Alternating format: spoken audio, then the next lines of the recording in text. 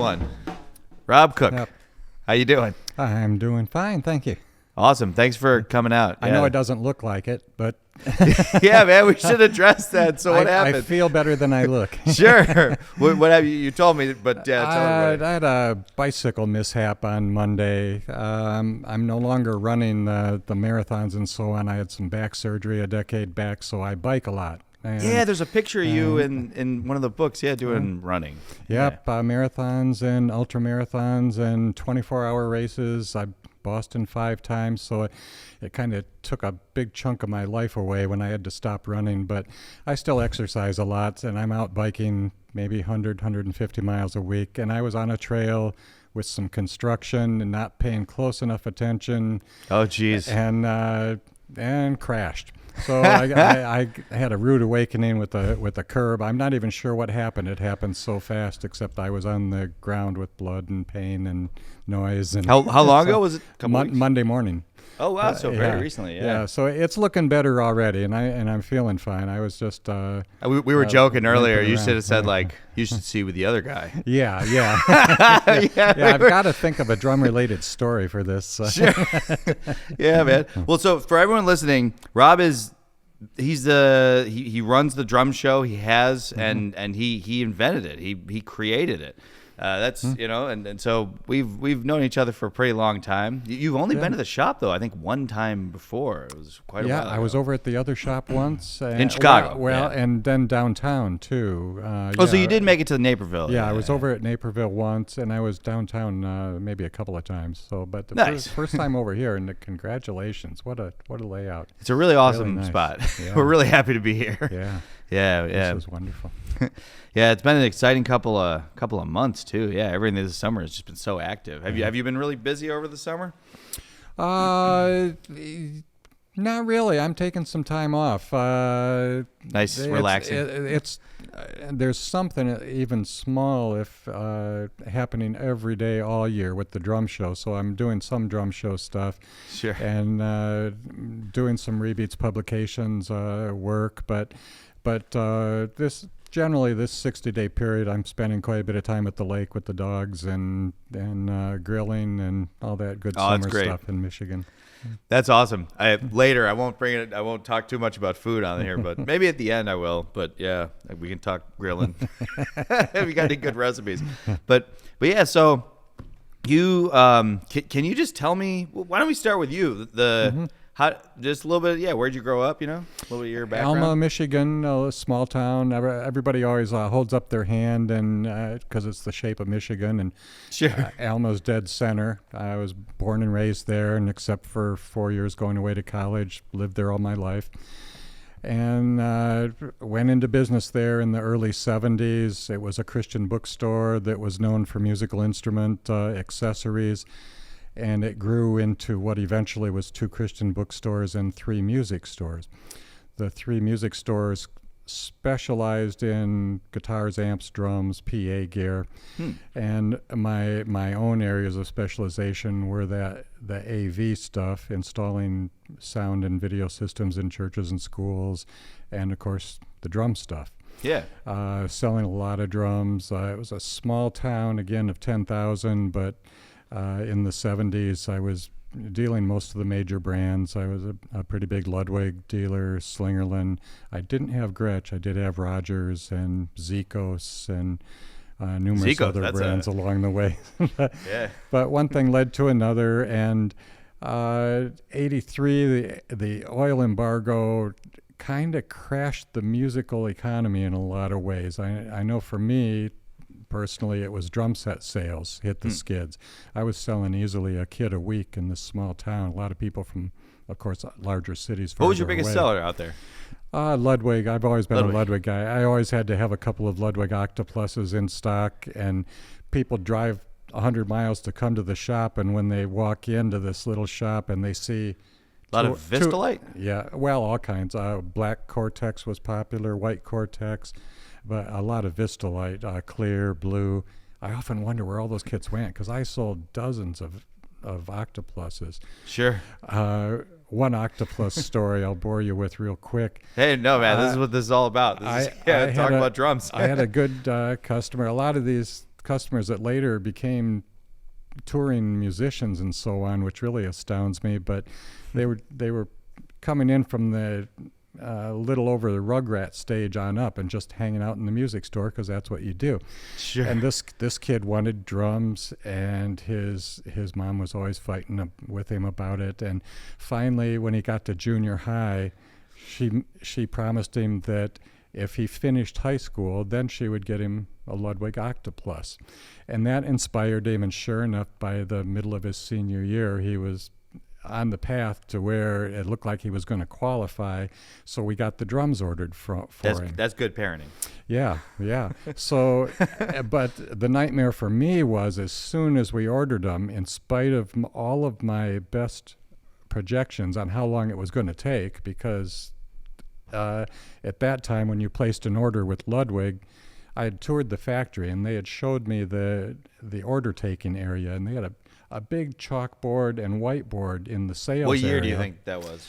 We're talking probably 75, 76, something like that. It was definitely Damon Avenue. And Wayne Rogers was my inside sales guy. But anytime you placed an order, they would send you an acknowledgement, and you could call. Your job was remarkably similar to what my job is now. Aha. Getting those you orders. did audio stuff too, right? Yeah. So remarkably similar. Yeah. So we get this order placed, and to check an order, they would send you a confirmation, of course, and you call them and give them the confirmation number and date. They would look at the big whiteboard, and they could see what they were shipping that day, and they could project when this kit was going to go out. Sure. So this kid was in every damn day wanting to know where his drums were, and I kept telling him. I have customers like that all the time. And he just wouldn't accept that it'll be here when it gets here. So he would insist that I call every day and so on. This went on for weeks, and he's just so excited. I need to have those drums. Those projections had gone by. His drums weren't there yet. Finally, one day he came in with his mom and told me that they had called the factory, talked to Mr. Ludwig about the problems with the delivery, and that he had promised to send him a kit to use. They didn't have his kit ready in the color, but because the kid had got him on the phone and said, this is giving Ludwig a bad name, and blah, blah, blah, and this is so important to me. And Bill, so how old was he when he called them? He was 17. Oh, wow. 16, he was 17. on a mission here. Yeah. He needed these drums. and the chief listened to him and sympathized, and I knew him a little bit. We had him in for a clinic or something. Yeah. So he called me up, and the chief did, and said, we're sending him a kit to use, and we'll work it out afterwards what happens with it. But when we get his kit to him, then I'll probably offer you this other kit at a discount, or you can ship it back if you don't want it.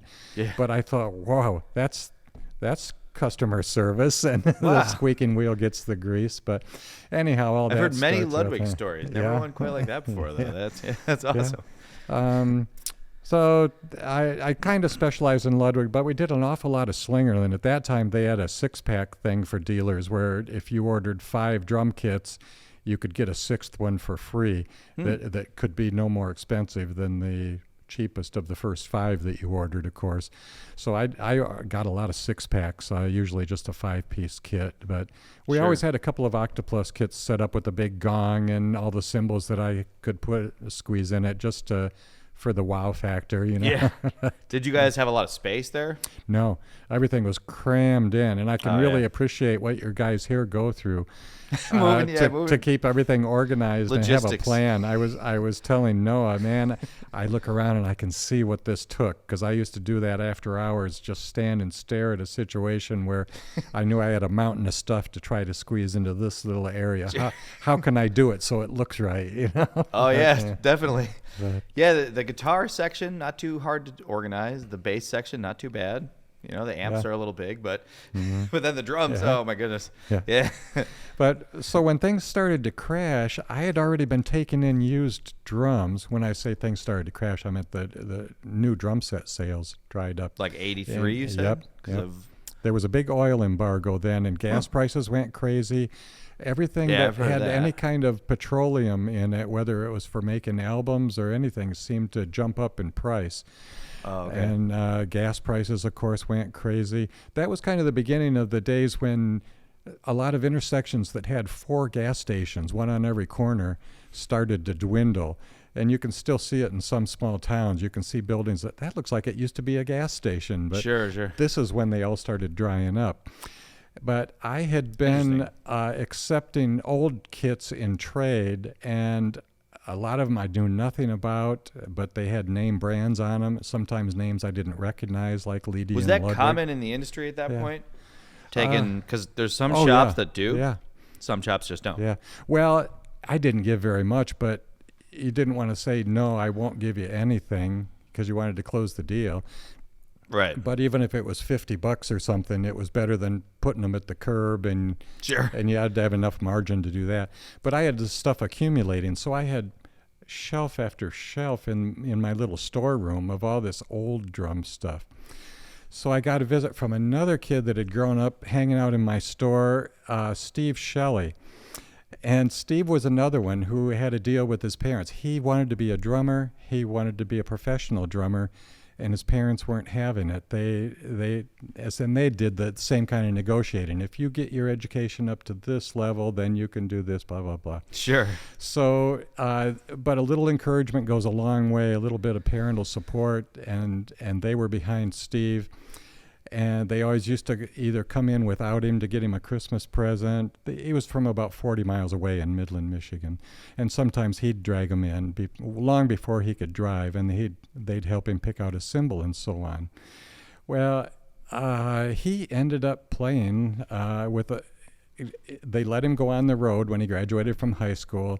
The only gig he could find was with a polka band, so he toured Michigan with this old guy in a polka band. I'm mixing an album, Really? polka album. Uh-huh.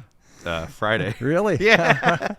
Incidentally. Well, then Steve disappeared, and I didn't see him for a year or two, and his mom came in to get him a Christmas present. Sure. And told me he had moved to New York, where he was hanging out in the clubs, and he was into steel drums and so on. And she said he's in a band that's starting to get some traction, and they're going to Russia. Sure. And I said, "What's the band?" And she said, "It's called Sonic Youth." And I had never heard of him up till that point, but here Steve was, and he wasn't the founding drummer, but he was there from the really early days. So I told her, make sure you drag him back in next time he's in Michigan. And when he did come in the next trip back 6 months later, he told me about. I was showing him around the shop, and I showed him all these old drums, and he said, well, yeah, and he started pointing out some things that he knew about, and he said, you've got to get subscribed to this newsletter, Not So Modern Drummer. So he was kind of my introduction to John Aldridge. This is interesting. I've talked about this, Not So Modern Drummer, and how it related to the beginning of the drum show. Yeah. Many times with many people. So what year did you first get, when did Not So Modern Drummer actually start? I'd have to check with John on that, but I'm thinking early 80s, maybe mid 80s. Joe Loma was talking to me about how everyone would use the pages in the back of that to just First it was nothing but stuff. the pages. It was just 4 or 5 mimeograph sheets stapled together that John started sending to 10 or 15 people that he knew. Yeah, mail them, kind of like a mail list. And it just grew from there into a regular magazine and on and on and on. But yeah, Steve told me about it, introduced me to John, and I subscribed to that. And then I thought, it's a great name, Not So Modern Drummer. I need to know more about this. I thought, I know, I'll do a video. So I did a video called Introduction to Vintage Drums, and I called everybody I knew of that I figured knew more than I did about old drums, and that was the Chief, Bill Ludwig, John Aldridge, Ned Ingmerman at Vintage Drum Center, David Bozier was a collector in Iowa. And I found a guy that had access to a professional grade camera, and we spent a marathon weekend going around to visit all these people and asking them every question I could think of about old drums. Made a VHS tape called Introduction to Vintage Drums. And that was my start, because I figured it would educate myself in old drums and give me a product to sell to educate other people about old drums. What was the first kit you ever had? There's a fun question. The first professional kit that I could actually gig on, and I was old enough to gig, was a Ludwig Hollywood Oyster Blue. Oh, yeah. And it kind of got me started in my business years later. But I bought that kit at Frank's Drum Shop in '66, and I lost track of it for a few years, and then managed to buy it back again. Frank's all the way in Chicago. Yeah, 224 South Wabash. You guys just drove all the way out? No, we were in town for an office supply convention. Oh. And I had That's what your father did? Yeah, maybe? yeah. I grew up in retail, my parents' office supply store. Okay. And I already had a kit on order that had been on order for 6 months with no hope in sight from the local furniture store in Alma, and I was getting desperate. I was like that kid waiting for his octopus. And we're walking down Wabash in Chicago, and my dad sees the directory that says Frank's Drum Shop, and he wanted to take me up there. And I did. We have that. Yeah, well, we have the very sign. It's supposedly it's one of the signs. It might not be. It's one of the signs. Yeah, I noticed that over there. But that's what they tell me. I mean, I didn't. The one I'm talking about was I wasn't born there was yet. a directory up by the sidewalk that was one of those black signs with the little white movable letters that you put in. Yeah. And it said Chicago Guitar Gallery on 2, Sid Sherman on 3, Frank's Drum Shop on 4, and later 5. But I thought, no, I don't want to go up there. It's going to be some dusty old place. If it was a music store, you'd be able to. There'd be a display down here. Windows, And my dad dragged me up there, and he's kind of a people person, and it was the kind of place. Maury LeSean was the proprietor, and one of his favorite stories was about the kid who, when the elevator opened, he swallowed his gum and started choking because this place would do it. It was like it was like walking into your place, only you saw all of these drums at once stacked, to a 18-foot ceiling. And it was just breathtaking. And I wasn't shy, but I wasn't an extrovert. And my dad almost immediately met Maury and introduced himself and me. We ended up leaving with the drum kit that day. Nice. And it kind of set me up not only in drums but in business, because he gave me all my stuff at 40% off. I'd go home to Alma, and pretty soon I was selling cymbals and drums to schoolmates for 20% off and making 20%, and kind of a closet business there. But that was my first kit, that Ludwig Hollywood that later that shop too. Frank's was really kind of a core part of old Chicago. Yep. Yeah. And just the idea of having music stores up in there's still some. The Fine Arts Building, that's where we started. That's right across the street, kind of. Yep. About a block away. And it wasn't many years later, and Gretsch had a big facility near where Frank's was. And then eventually Crowden's. Gretsch did? Yeah. Like a sales floor? It was more of a distribution hub. They had a sales office. I didn't know this. Yeah, and actually it was right above where Crowden opened up, which was just 2 doors down. It was interesting. 224 for Frank's and 226 for Crowden's, and that was part of Crowden's rationale for opening right there. He could have people come in and order a Gretsch kit, and he could just take them up or down, I'm not sure which, to the warehouse, and they could pick out the drums and they'd have them right then. I'll have you off the street in 30 days. Yeah. That's what they. Yeah. It was. There was a bit of a war going on. That's a common thing in drum shops, strangely, because it's not the only time it's happened. There are other stories where, like, someone works at a shop for a while and then they go start their own thing. But that's okay. There should be more shops. There was a lot of wars between different factions along then, and I won't get into the grit of that, but basically I heard the story of Crowden splitting off from Frank's and opening Crowden's from a couple of different perspectives. Of course, I heard it from Bill Crowden's perspective, but I also heard it from the Chief's, who was his father-in-law. Bill Crowden married Brooke Ludwig. Right. But then also from Maury. And I won't go into the details of all those, but basically, as I understand it, the agreement as Crowden worked for Maury was that eventually he would be working into an ownership position and be able to buy the shop from Maury.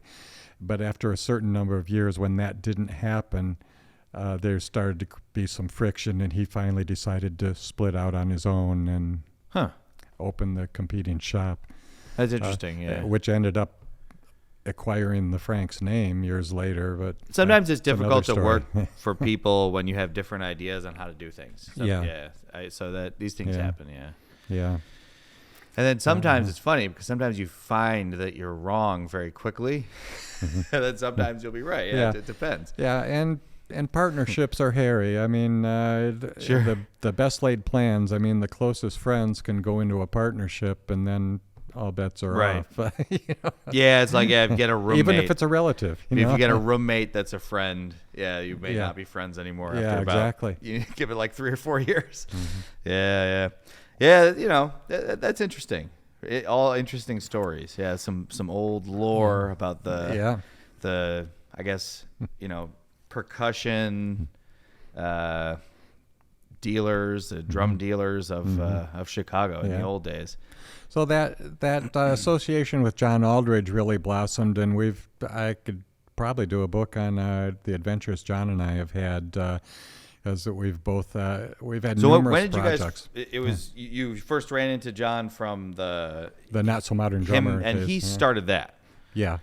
Yep. John, I remember him engraving drums at the shows and talking to him and always kind of being really impressed by that. These were the days when he was still learning.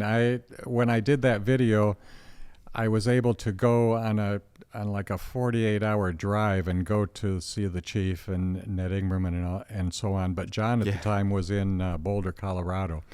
So that's a bit of a hike. So I took all my camera gear and everything out there, and we rented a little studio and did our interview out there.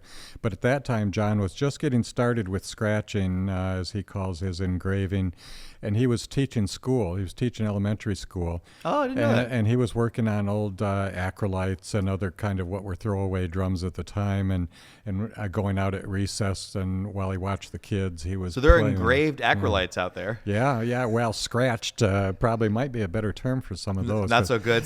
He was just learning. Yeah. Because that's aluminum then. Yeah. But aluminum's pretty soft, just like brass. So. Yeah, and he's learned a lot about surfaces and everything, and he can tell you lots of stories about that because there are imperfections and so on. He can be going to town on a drum with a plan and engraving right along and come to a bad spot. Oh, geez. And it's like coming to a knot in a piece of wood, Oh, okay. All of a sudden, there's some place where his engraving tool isn't doing what it's supposed to, but he's got that pretty well figured out now, I think, and has become a real master at it. And there are still a couple people at the show that do engraving there. Mm-hmm. Yeah, is he? He emails me and my dad every now and then. Yeah. What's he up to these days? I don't think he's been on the show for a while. It's hard since he's been teching for Ario. Okay. He works with Brian Hitt. He's keeping busy. It's not like he's just... yeah, and he's able to do some engraving on the road, but he almost got caught up during the shutdown because the COVID was the shutdown was a blessing for him in that he was able to catch up on some of the backlog of engraving. Because anymore, he does so much engraving for, a lot of the major companies, and then custom drums for artists, either by the company or direct. And I know he's done a lot for Ludwig and Joyful Noise and on and on and on. But I don't think he does so much engraving on the road, so... it's catch up when you can. Yeah. But he's still doing a lot of engraving. So he's and like tech the work head. and so on. He deals with the behind the scenes for the whole tour. No, he's pretty much responsible for Brian Hitt's drum kit. Oh, just percussion. Okay. Yeah. Yeah. He ends up, of course, wearing other hats because on a tour it's. Well, this has to be done. Who can we get to do it? I know we'll offer somebody extra money if they'll do it. So you have to cover all the bases. But basic responsibility is engineering, setting up, acquiring, all the pieces needed to make Brian's REO kit work, and Cool. getting it tuned and dialed in and making sure nothing's going wrong with it. And Yeah. if you look close, you'll always see his face at the back of the stage, or if you look close enough, he tries to be inconspicuous. I know at one point he had a bunch of extra duties. He even had a laptop down there and a cowbell and a microphone, and he was doing cues and triggering sounds. And thankfully, they moved a lot of that over to the monitor engineer. But he keeps real busy on show days, supervising the inn, calling the cases, directing the stagehands on what goes where, and assisting him. And There's nothing like getting it live set up. performance. Yeah. So it's like you're really put in a stressful situation. Everything has to be correct. Yep. If it's not correct, it's a big problem. Yep.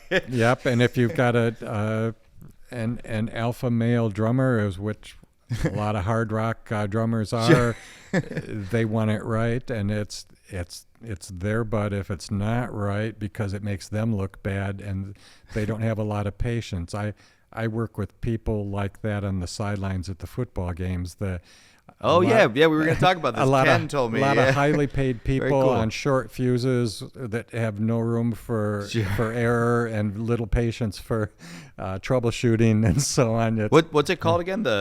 My position at the games? Yeah. I'm a yellow hat, they call it. Nice.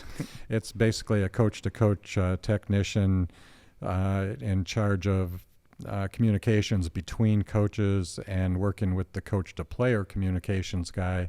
So we got 7 or 8 coaches upstairs on the presses level in the booth, and another 8 to 10 on the field, and keeping all of those electronics aligned and functioning, and keeping all those guys happy. That's great. It sounds like a challenge. Yep, I've been with the Lions this will be 26 years this season, and kind of a fun challenge though. We're in about our 5th generation now of technology. When I started, it was all 100-foot cables getting wound up and tangled up and everything, and we're on about our 4th generation of wireless electronics, and the technology hub that I'm in charge of connecting also serves as the center for the injury review communications, and what else is in there? The timekeeper cutoff on the countdown clock, etc. So there's a lot of fiber optics involved, and a lot of 2 and 6 gig communications, and it's almost like a private Wi-Fi network that we're working on. But it's really interesting and not really high pressure, as long as you get everything figured out well before kickoff. There's always surprises at the last minute when all of the electronics actually fire up in a real world situation, but we do the best we can. You probably have like redundancies. Oh yeah. There's redundancies for everything these days. If you look over that tech cart, multiple UPS units to make sure you've always got power in case somebody cuts a cable or trips over. My or board unplugs can actually do that. My Yamaha board, because it's a live board. That's what they used to use. They'd use that in a ball game back in, like 1995 maybe. Yeah, it's got 2. You can hook it up to 2 power units. So if one dies, the other one will be okay. Yeah, kick right in. Redundancies are essential. Yeah. My silly board. I really like it, but it's actually pretty. Pretty, it's not like state of the art stuff, but I don't know. Do you have a drum set like that? Something that's like you really love yourself, but then isn't necessarily anything terribly special. But to you, it's one of the best sounding kits you got. Not really. I've got some keepsakes. I was once in my ex-wife's uncle's basement in the Illinois Valley, and we went to the basement to look at a fuse or something, and I saw a drum sticking out from under a blanket, and I asked him, what's up with the drum, Chuck?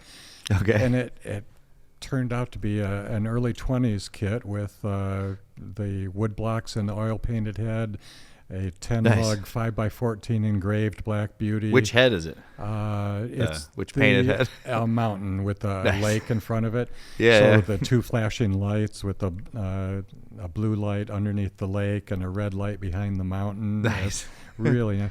And it wasn't in the greatest of shape, but he insisted I take it. I insisted on paying him because this was only a couple of years into my friendship with John, but I knew what Black Beauties were worth, which in the day they were already approaching $1,000.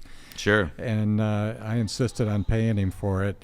And I had the snare drum fixed up. I thought, I know this is not going to be original anymore. It's going to affect the value, but I want to have this hardware plated. So I did, and all the lugs and hoops were replated.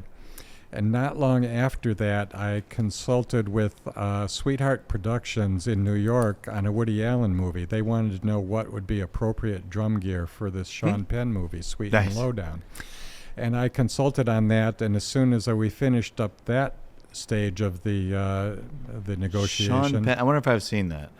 You should. It's available. It's out there. In fact, I've got a DVD I could send you if you want to view it. Sure. But Sean Penn plays a. We could even. There's probably a link to the scene with the kit. Did you end up providing the kit? Or? Yeah. There's probably a link there on YouTube. As soon as I finished the consulting, they came back to me and said, okay, now where do we get a kit like this, like you've just identified? I had sent them catalog pages and so on saying, here's what you want. Right. And they wrote back and said, where do we get it? And I said, well, I happen to have one. And so I rented it to them for the movie. And I said, there's a problem. I have upgraded this Black Beauty, and the hardware has been replated, so it looks newer. And they said, well, yeah, that's ideal for us because we don't want a 20s kit that looks 100 years old. We want a 20s kit that looks like new. It was in the 20s. So Sure. it worked out perfectly. So that snare drum and that kit are seen in various clips in that movie. Very cool. Sweet and Lowdown. Every movie I watch, I pause and then wait. Yeah. Let's see. What kind of? My dad did that to me. Yeah. Before it would just be I wouldn't care. Yeah. Even just movies you'd never, or TV My shows. wife even notices them now. Really Whenever cool. there's drums, she says, "What kind of drums are those?" Rod?" She's curious now. Nice. That's awesome. Let me one thing. Hey, are you here? Yeah. Jake, could you close my windows? Here's my keys. I left them open so the car wouldn't get too hot. Bad idea. Because I don't have AC. It's just in my little Honda right up front. Thanks, man. I was not expecting this kind of rain. It's okay. They're not totally open. I didn't realize it was raining. Yeah, just started coming down. Yeah, Oh, now I hear it. Yeah, we've been getting a lot. We've been getting a lot lately. A lot of precipitation. It's great though. We really need it. It's been pretty hot. How about in Michigan? Is it probably pretty similar? Right? Yeah. It's been real warm. Last few weeks, it hasn't cooled off much at night even. You still live in like the very center? Pretty much. We moved 50 miles south to East Lansing, but I still have my an office in Alma where Rebeats is basically. Cool. And still have a bunch of equipment up there, and that's where all the books are for the most part. But I can do quite a bit of work from home. We moved to East Lansing to be closer to my wife's grandkids, and nice. So I commute to Alma 2 or 3 times a week. And okay. Yeah. Where do you just have the Rebeat stuff? Do you have like a warehouse where you store all the stuff, or it might not have that much that you need that? Yeah, it's called Cook Tower. Okay. All I needed was a utility building, and nice. I had a contractor come and do the measurements, and I have a small apartment building with a little bit of a yard, and I thought I'll just put in a pole barn out here, 24 by 40, 12-foot ceilings. Yeah. He measured the setbacks. We signed the contract, gave him a deposit. The next week he called to say, can't do it. The city says because of zoning, we can't give you a footprint any bigger than 20 by 24. Okay. So you had to build it really tall? He said, but you can go as high as you want. And I said, fine, we'll go 2 stories kinda high silly. with 12-foot ceiling. It was ridiculous. Less structurally stable, but Yeah, well, it's structurally stable, but it looks silly, and it's right on the edge of a really nice park. So now instead of a utility building there, the city has this ridiculous looking at what I call a cook tower. So, that's whatever. but does it have a good view? no windows at all. My wife couldn't understand that, but I thought, well, what do I need windows for? It's a waste of money. It's a security thing. It's a temperature that I can keep it better insulated. Sure. And climate controlled more easily if I just seal it up. Yeah. So the ground floor isn't even weatherproofed, but upstairs is where all the books and instruments and so on are. And Awesome. So do you have a big collection of drums? Not really. I don't even know. I don't know. I know about most people's collections, but I haven't really talked to you about that before. I don't think I have over 6 kits and maybe Nice. maybe 20, 25 snares. Yeah. I've got some, that old Black Beauty from the Sweet and Lowdown kit, and a 1912 Ludwig, and a few presentation drums. They gave me a really nice drum at the 20th anniversary Chicago Drum Show, and John engraved my name on it, and Chicago Drum Show, and so on. Very nice. Really nice 6.5-inch Black Beauty. And Ron Donette made me a really nice George Way drum, and Johnny Craviotto made me a Craviotto out of a piece of wood that I personally selected at the Timeless Timber Warehouse or lumber yard in Ashland, Wisconsin. Oh, that's cool. My brother used to live up in that part of the state, and This is really old wood from. Yeah. I guess it came from the bottom of Lake Superior. Yeah, the old growth stuff. It sat down there for 100 years. It's so cold, I guess it won't rot. Right. And frozen most of the time. They even claimed that there were microorganisms that would eat out the center of cells, and it made the petrified, wood more, I think. Yeah. And so the wood is basically like 350 years old. Minerals of rock do seep into it, probably. Yeah. Because there is petrified wood. That's what my dad, I think, used to say sometimes. Yeah, it's a little harder, maybe. I don't know how that works, but anyhow, when I had checked with Johnny before I went up there, and to get the dimensions of what kind of board, what size board I would need to make a snare drum. Sure. And he told me, and I picked out a piece of nice bird's eye maple, and I sent it to him, and he cautioned me. By this time I had a couple $100 in it, because the board itself was maybe $130, and I had to ship it to Johnny. Yeah. But he cautioned That's me. be long, right? Yeah. Yeah. He said there's no guarantees, and if this cracks or shatters, there's nothing I can do. And I said, have to go get another one. Take your best shot. I don't know anybody else that I want to try to do it. Sure. So he sent it to me, and he said, I did have a bit of an issue. I don't think it's something you'll ever be able to spot. And I've always wondered about that. Did you ever find it? No, it looks perfect to me, and it sounds amazing. And it's autographed inside, of course, made for Rob Cook and signed by Johnny, and with the date. Very cool. And I took it to special backlines when I was doing casino production work. I was doing video for 15 years at the local casino in Central Michigan. Okay. And I would do quite a bit of backline. And if it was a drummer that I knew or that I knew of, and I wanted to take special stuff, I would always take, a Black Beauty or two and a Radio King and the Craviotto. And they almost invariably chose the Craviotto. Especially Derek Spigner with Charlie Pride. He just loved coming to town because he knew I was going to be bringing my Spiz hi-hats or Spizzichino hi-hats. And so you like Spiz stuff too? Yeah. Yeah. I've been to Tuscany, and I knew Roberto. You're so lucky. I wish I could have met him. I had an olive wood snare drum. In fact, at one time, he only made 3 of those, and at one time, Johnny had one, Johnny Craviotto had one, I had one, and Roberto had kept the third. It was in the family. I've since sold mine to Lee Ruff, who has a whole collection of Spizzichino snare drums. And actually, I don't think I've ever seen one of those before. It's stave construction, and it's odd looking. It's stave olive wood, yeah.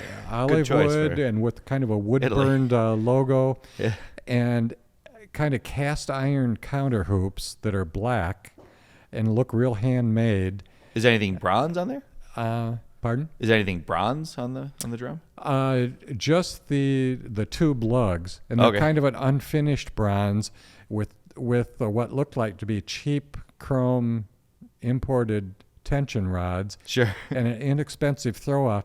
And they get the job done. And when Roberto was not showing like AK, me, he makes every little part. Yeah, And yeah, the truth is, everything's AK maybe wasn't even around at that point if he wasn't making drums yet. Yeah, I'd never heard of him at that point. I imagine he probably would have been able to give him. But Roberto was such an artist. You could see the fire in his eyes. He'd just be all excited and passionate about a project. And when he showed me this drum, I've only seen videos. I said, Roberto, did you consider plating the black counter hoops and the tube lugs so everything is chrome or anything? And he kind of looked at me like I had offended him, like he was confused. He said, well, this is what I saw. This is what I wanted to create. This is what I created. Like he didn't understand the question. Sure. And then I felt a little bad, but I understood what he was saying. This is what he wanted to do. Do you have a picture of your snare? You can. Oh yeah, I can get you pictures. Is it okay if we put it up on the? Oh, certainly. If you send me a picture, I'll put up. I'd love to see because I haven't seen that. Yeah. So I don't even. Yeah, and it was a great sounding drum. Yeah. I don't know whatever happened to Johnny's. Pretty thick shell. Yeah, it was.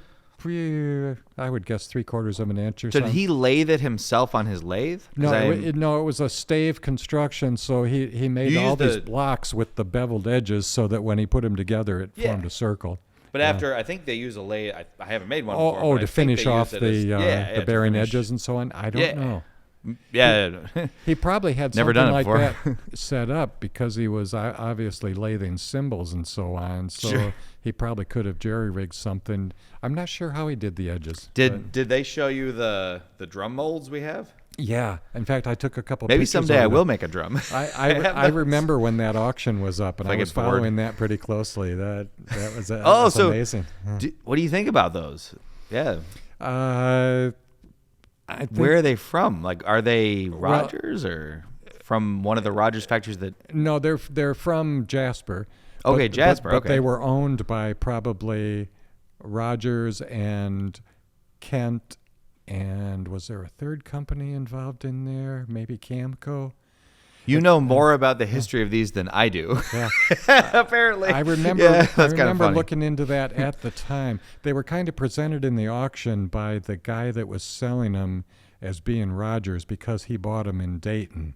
Yeah. They were being sold from Dayton. That's pretty much all that I know about them. But they really were living down at Jasper, Indiana. Were they in a fire maybe at some point?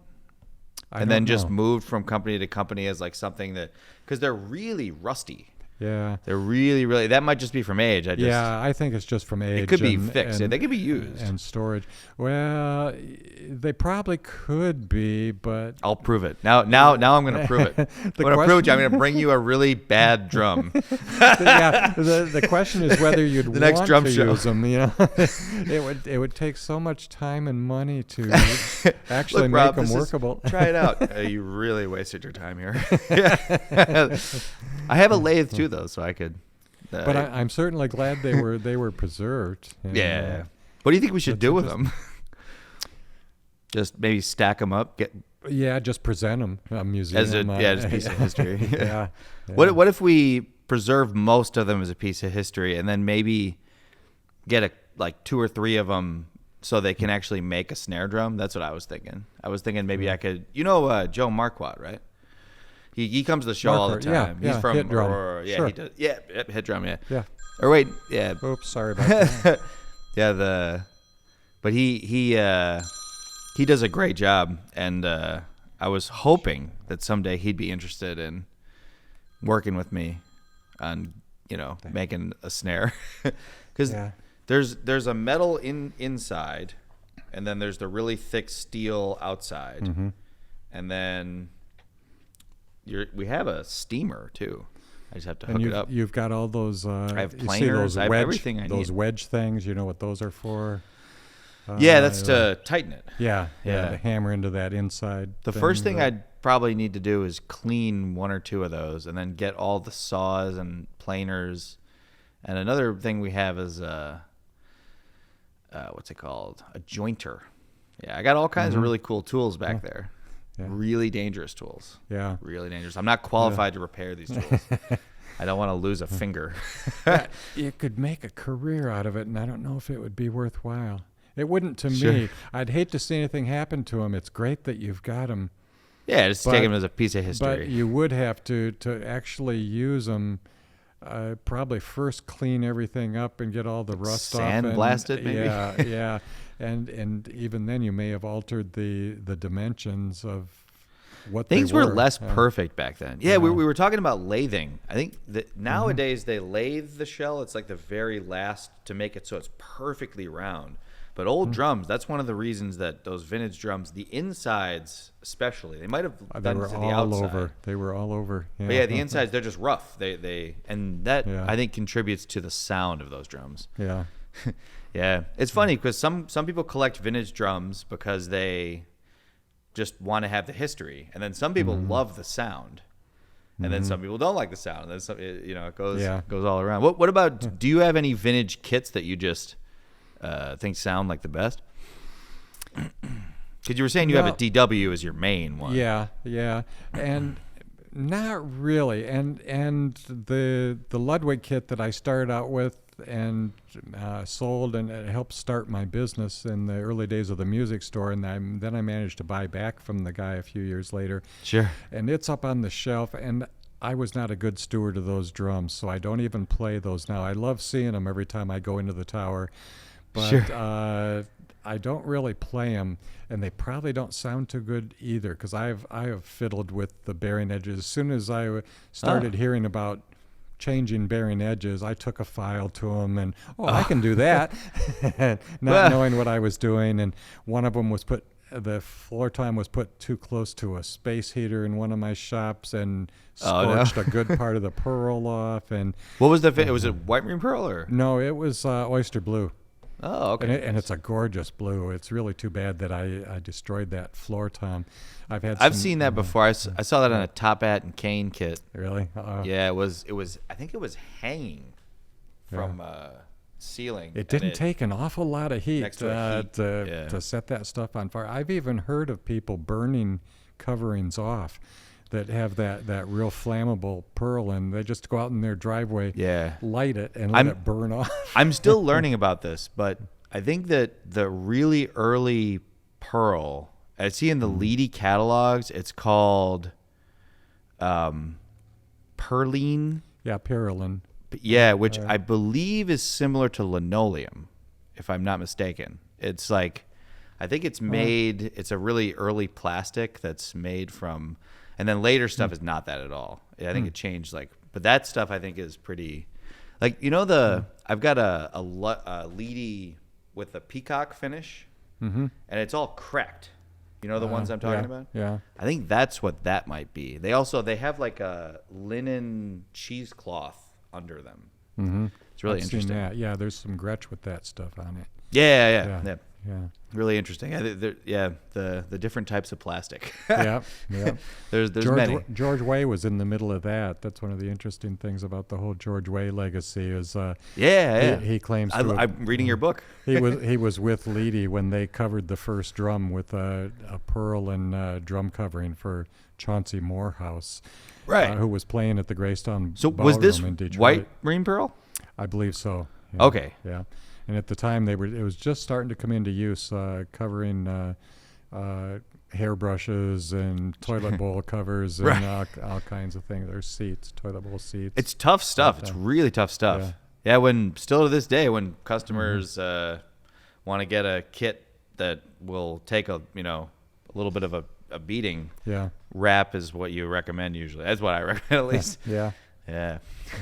But we should talk more about the drum show. So maybe just about kind of the origins and how you just kind of because you were telling me earlier about the story of like the very first drum show. Yep. It goes back almost to those days when I was first getting started in vintage drums and hanging out with John Aldridge and calling him a couple times a week for advice, and got that video out and so on.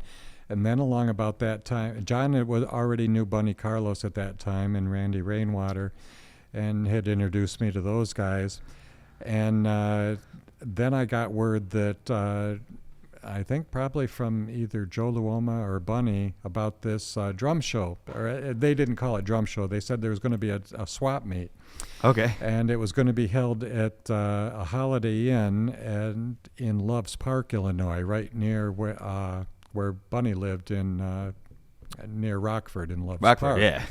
So I came down for that, and it was a swap meet. There were maybe 15 of us there. I remember Jack Brand from Percussion Express, Bunny and Randy. I think Joe Luoma was there, and Chuck Scalia, Blair Holben. So there was a group of us, and it was basically a bunch of guys with some old drums and boxes of parts and swapping stuff back and forth. Sure. But it was basically sponsored and put on and founded by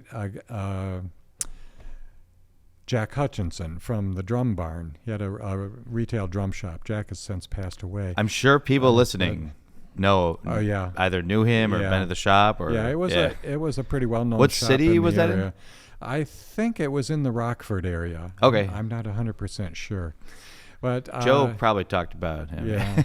I called Jack about 8 months later to get the dates on the next one coming up, and he told me that it didn't work out for him. He lost money on the deal, and he was not interested in pursuing it, and I was disappointed in that. But he said, "Hey, if you want to do it, I'll give you my contacts and knock yourself out.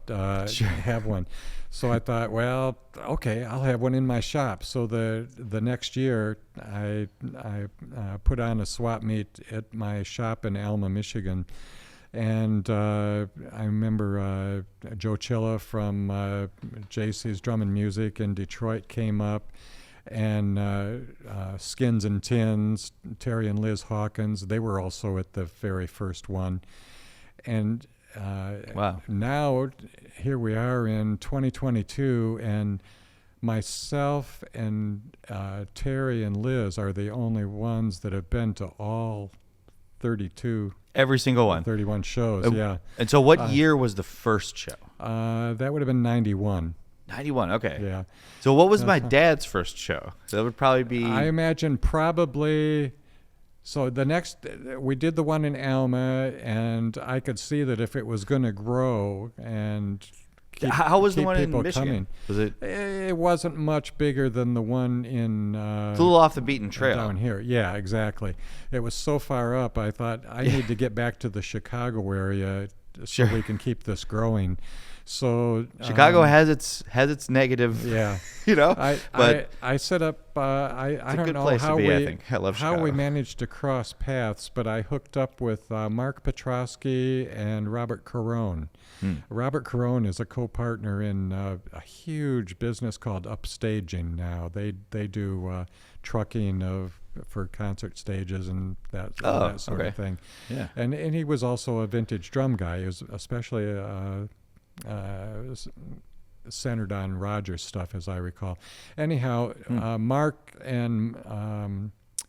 Petrosky and Robert and I set up a show at the Hillside Holiday Inn in '93, and that I'm pretty sure your dad was at that one, and was probably his first one. Oh wow, that's cool. I'd have to ask him if he was at Hillside. So maybe because I don't think he was. What was the first one in Kane County? I could be wrong, though. That was 2 more years in '95. It was '94. That's at least the first one I remember. The three-way partnership didn't continue after that first year, and Robert and Mark and I went our separate ways. Yeah. And I was looking around for a place to have the third show, and fourth show, I guess it would be. Sure. Then I crossed paths with Carl Dussman, and he was trying to get the DePaul Music Mart off the ground. Carl, yeah, okay. So he offered me that venue at no charge. I know Carl. Yeah. So we had that one at the DePaul Music Mart, and then the next year after that, we went to Kane County for the first time. So we're up to about 95 or 6. Yeah, my dad, he might have gone to both of those, but I'm not sure. Yeah. And then the DePaul Music Bar, we have a kind of history with that place. There was a really nice bass store in there at one point. My brother's a double bass. It was a player. good concept, and there were a lot of neat stores in there. In fact, that's really where cool. Frank's Drum Shop ended up at one point. Oh, for a short period of time. A reincarnation of it, yeah. That's funny. Yeah. Do you know anything more about that? Because, I don't know anything about the name by that time was owned by Drums Limited. So he did take over Bill eventually. Crowden had he got what he wanted. And the people that bought it from Bill Crowden had moved it. Yeah. And it was their second move was to the basement of the DePaul Music Mart. Huh.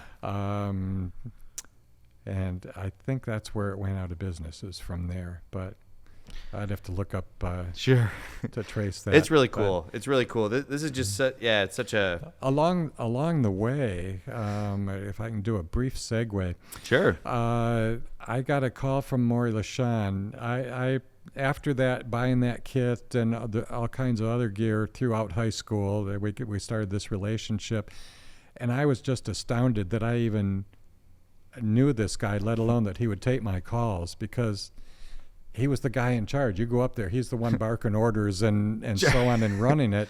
Yeah. And if I called him from Michigan in a squeaky voice, I'm a high school junior, he'd always take my call and he'd ask me how the weather is, and he was just the kindest man to me. Nice. And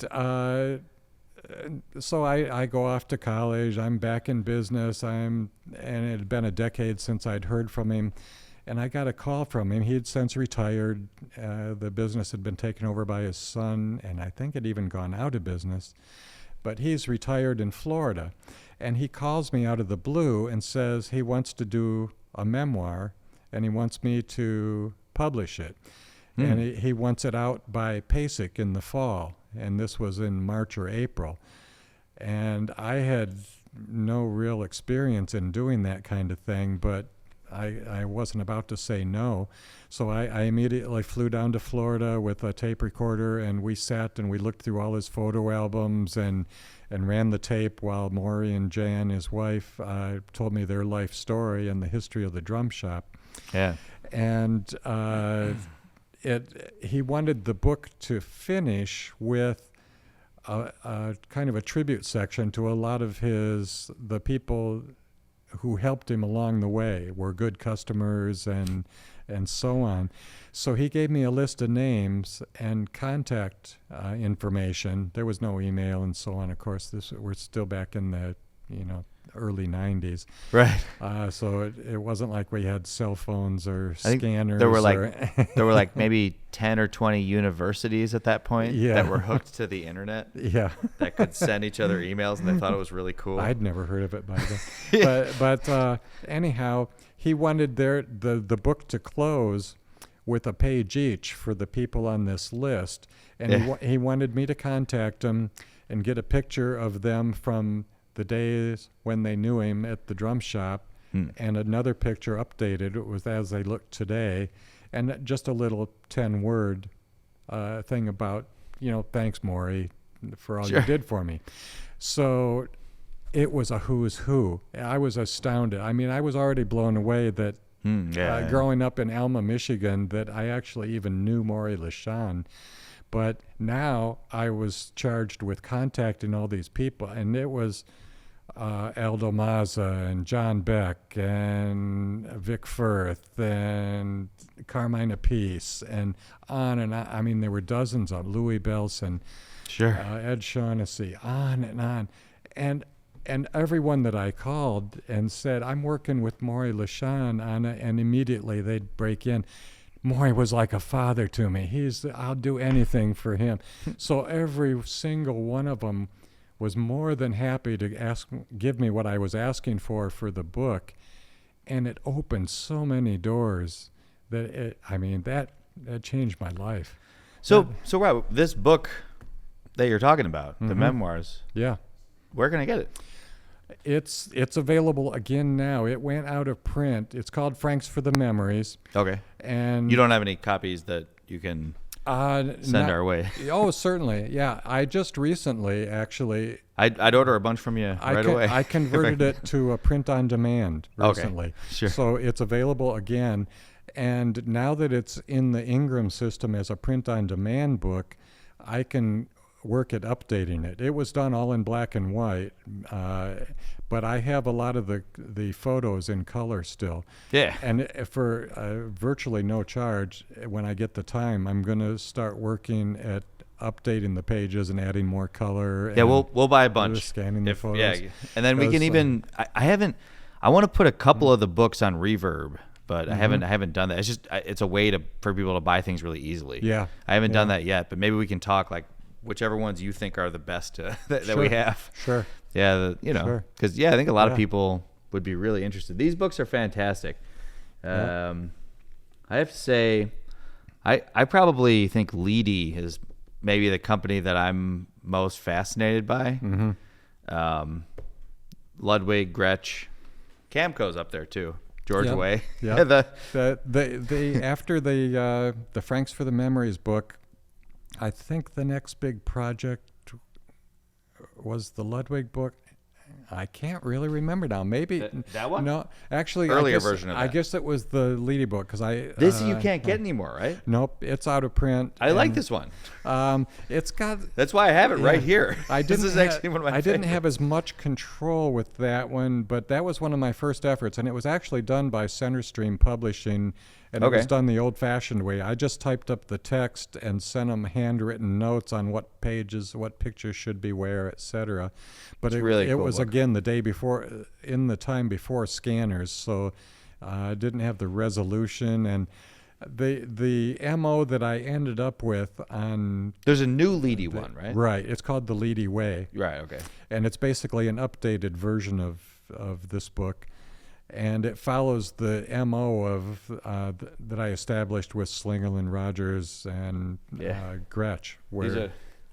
They're really interesting. Yeah. Everybody. U.G. Leedy in his first shop. Yeah, so that would be in Indianapolis, I think? Yep. And this is a... There's a pile over there in the back under the microphone. Oh, more books? Yep. Yeah. And then this is the new Leedy book. Oh, yeah, right here. So here we have that one my dad was involved in. Yep. This one, probably Rogers. Book. But then, I don't know if you want to hold this one up. Yeah, the Leedy Way. Does it have most of the same material? I haven't read it yet. Oh, yeah. Yeah, there's nothing really in the complete history of Leedy from Centerstream Publishing that's not included in the Leedy Way. Okay. And the Leedy Way is I love these far more complete. Yeah. Christmas at Leedy Factory. Yeah, the way they were able to lay out the greeting card in the days before Photoshop. Yeah, it's cool. But the Leedy Way ended up kind of being my life's work in a lot of ways because it's got the complete biography of George as well as the complete history of the Leedy Drum Company with sections on George's company, the Advanced Drum Company, and Kahn, which was associated with Leedy, of course, L&S Drums. What's Advanced Drum Company? Is that before George Way? That was George Way's company when he was in Canada. Is this like what chronologically is that? Because didn't he worked for about every company. I think he worked with Rogers for a while. Before he started working for any companies, he was a show drummer. Okay. And he toured with Vaudeville acts, and he ended up being in the house orchestra. Didn't he do a lot of silent movies too? No. Well, he did some, but that wasn't his main gig. It was mainly I read something live. In this book, I think, about him and his... Yeah, mainly minstrel shows and touring. Yeah, I think I read about that. And so on. Yeah. And the stories there. In fact, the book goes through all of his touring days because I had access. Ooh, this one's in color too. Yeah, I had access to George's scrapbooks from his touring days, so we have a good narrative of his days on the road in his touring career. Yeah. But he ended up leaving the road and got married in Edmonton, Alberta to a Canadian woman. Okay. And was the house drummer. This is before he worked for Leedy or any of these companies. Yeah. He was the house drummer of the Pantages Theater in Edmonton. And he was basically gigging there and making drums on the side and as the Advanced Drum Company. He had a couple of partners that were experts in other areas. One was an electrician that did the plating and so on. But he was starting to really become a drum company of note in Canada and came to the attention, actually, of U.G. Leedy. Do you have any examples of his Advanced Drum Company snare drums? Oh, yeah. I don't own them, but I think Ron Donnett does. And That's Joe cool. Montanari probably has one. There are a few around. This is really, really cool. But he was buying parts, strainers and assorted lugs and so on from U.G. Leedy. Yeah. And that's part of how he came to the attention of U.G. Leedy. But I have... And these were like the kind of the kings of drum manufacturing in America, in the Americas. U.G. Leedy was already hitting his stride. Leedy manufacturing in Indianapolis was a huge concern when George was just getting started with Advance, but UG recognized what George was doing, and I have a copy of the letter. Actually, I think I have the original, where UG Leedy writes to George and says, "Hey, I want to hire you." Basically, that's how they used to do it. Yeah, your competition. What do you do with your competition? You hire them. Yeah. So George, they're good. George made a trip all the way from Edmonton to Indianapolis, and they struck a deal. And George went back to wrap things up in Edmonton and moved Advance to Toronto. And his partner at the time, Albert Cruchet, was left at the helm. And George retained an interest in it, but he went to work for Leedy. So that's why. You've done so much research on George Wade. Do you think he was the type of person who worked well? Because he was an innovator. Mm-hmm. So he had a lot of ideas on things. Mm-hmm. Do you think when he moved from working in his own company, do you think what was it like for him, like working within a framework like Leedy? It was great. It was great. So it worked out well. Yeah, for 7 years. It was, 9 years. It was about 1921 when he was recruited by Leedy, and the next 9 years were really the big heyday of Leedy. It's when the Leedy Topics started, the little newsletter for drummers. What year are we talking about here? This is 23. The Topics were started. So at this point, 21, George went to work there. At this point, they're doing a drum that would be contemporaneous would be like the floating head model.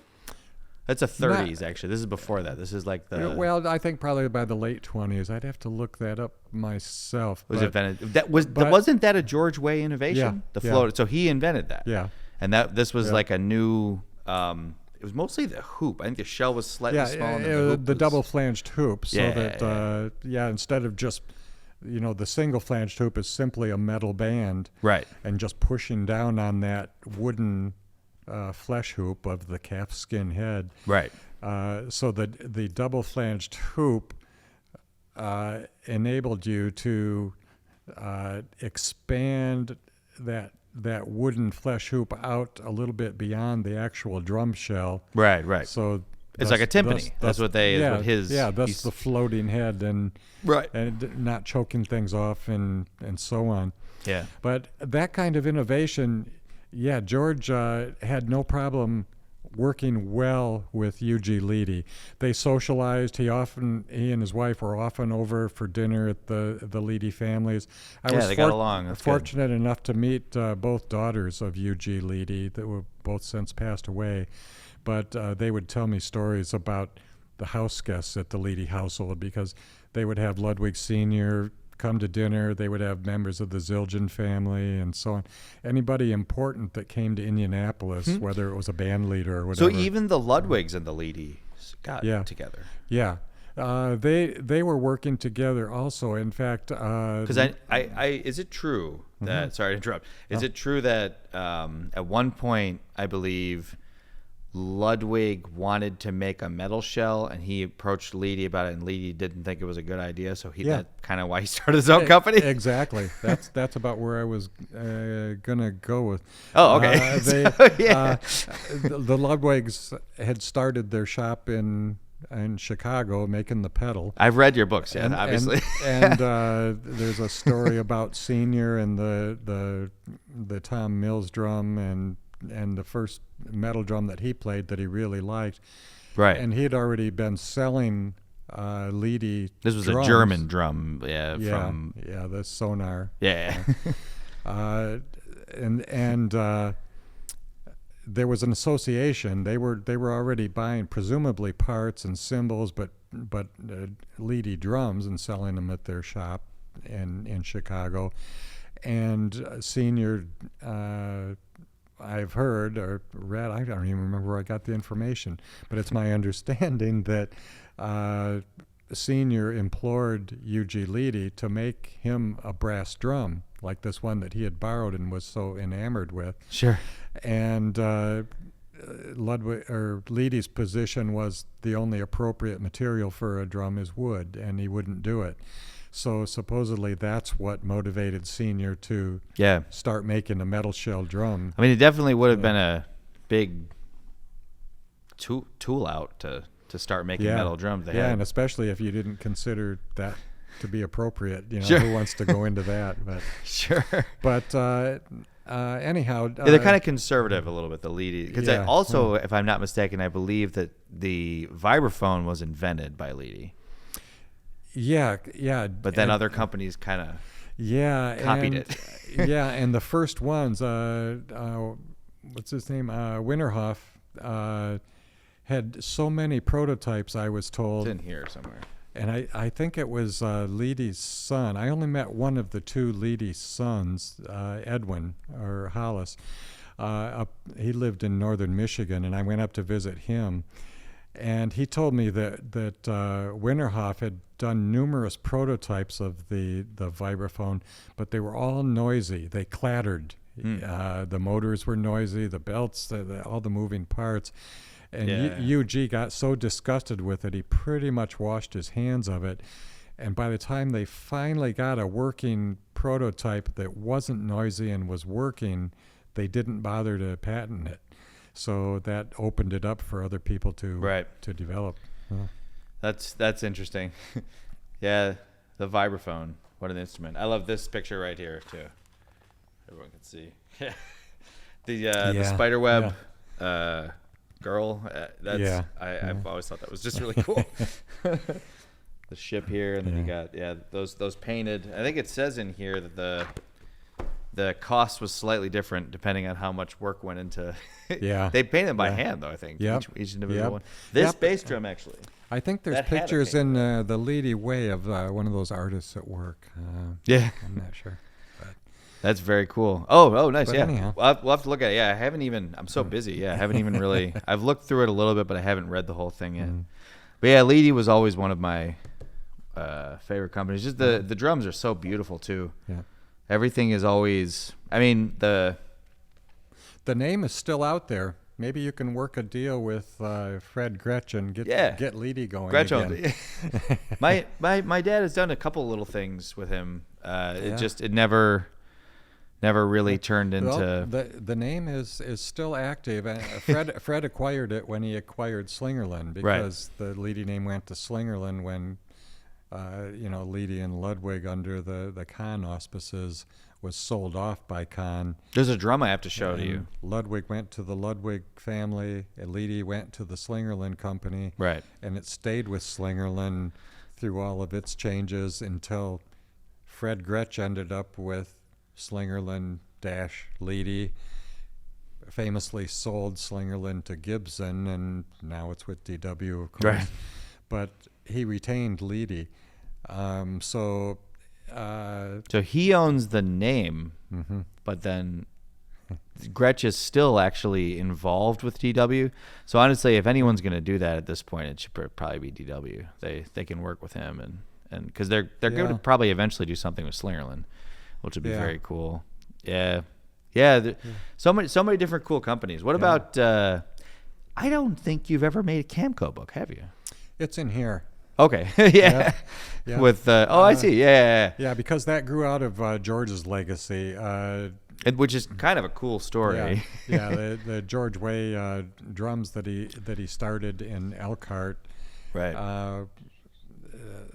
There's quite a story behind that, but when it went out, it was basically the rug was pulled out from under him. Sure. And he had incorporated to get it started and sold stock, and he ended up being the minority stockholder and getting fired. So John Rashan at These things happen. the Camco Screw Machine Company, who was a vendor for George at George Way Drums, ended up owning it. He's the guy that fired George. Right. But he's the guy responsible for the Camco Drum Company. I'm curious, how did you first come into contact with George Way and what he had done? Yeah. And that kind of fired my journey along. It was another life-changing event, not almost as life-changing as Maury contacting me and putting me in touch with all these wonderful people that he did. But I somehow, probably through John's newspaper, I'm sure it was through Not So Modern Drummer, there was a George Way drum kit for sale in Mishawaka, which is the hometown of Remo Belli also. And Remo was a friend of mine and was always very sympathetic to my efforts, and I would always visit with him at trade shows and so on. But I went down to Mishawaka and I bought the George Way drum kit, and the guy I bought it from was a George Way drum fan. He showed me a couple of marching drums, and he had another kit, and I'd never heard of George Way drums before.